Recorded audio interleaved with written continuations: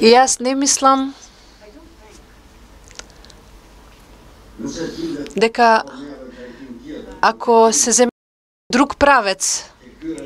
значи правец каде што овој референдум да не успее, да нема можност да успее, затоа што успехот на референдумот и неговото потоа материализирање и почитувањето на достигнување материализација и значи меѓу нашата страна и грчката страна секако дека е во интерес на целата република и на сите граѓани кои живеат тука, без разлика на тие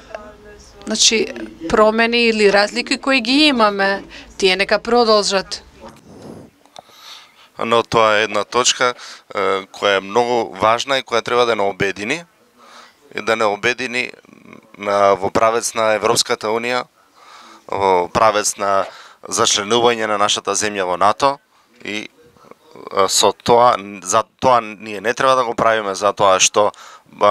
НАТО го бара тоа, туку затоа што ние бараме така да влеземе во НАТО и ние треба да го направиме тоа. Не затоа што Европската Унија бара ние да бидеме дел од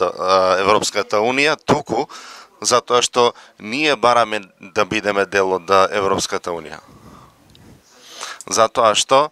тука го гледаме развојот, тука го гледаме напредокот и тука ја гледаме иднината.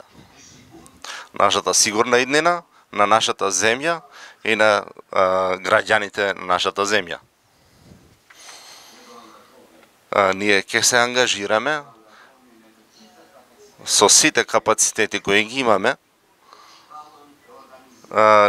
нивото на организација ќе го подигнеме на највисоко можно ниво, за да се мобилизира секој граѓанин, да го информираме секој граѓанин дека овој процес никако да не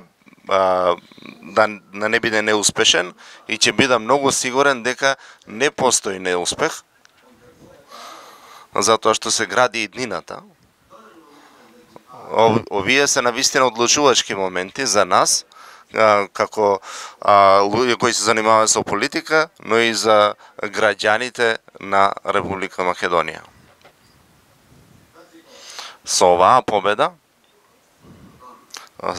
победува, односно добива мирот, победува стабилитетот, стабилноста, победува, односно добива и граѓанинот од политичарот па се до обичниот граѓанин. И со ова представува придобивка и за целиот регион. Ќе има помирен и постабилен регион и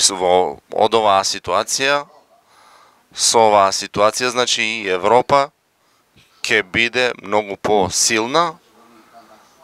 со една Македонија интегрирана во НАТО и со една Македонија која постојано бележи прогрес како членка на равноправна членка на Европската Унија. Исто така и Европа ќе стане посилна со Македонија, не само со Македонија, туку и со целиот Балкан интегриран во Европа, затоа што не може да имаме постабилна Европа без Балкан кој е стабилизиран. Ниеднаш не сме се срамеле да ја тражиме вашата помош и во оваа прилика бараме помош за во последните чекори од овој маратон да ни помогнете и многу сум сигурен дека дека ние сме на вистинскиот пат и на ист начин како што ни помогна Господ во овие последните 17 години, исто верувам дека Господ е со нас и во овој момент и дека волјата на поголемиот дел од граѓаните ќе биде материализирана на вистинскиот начин.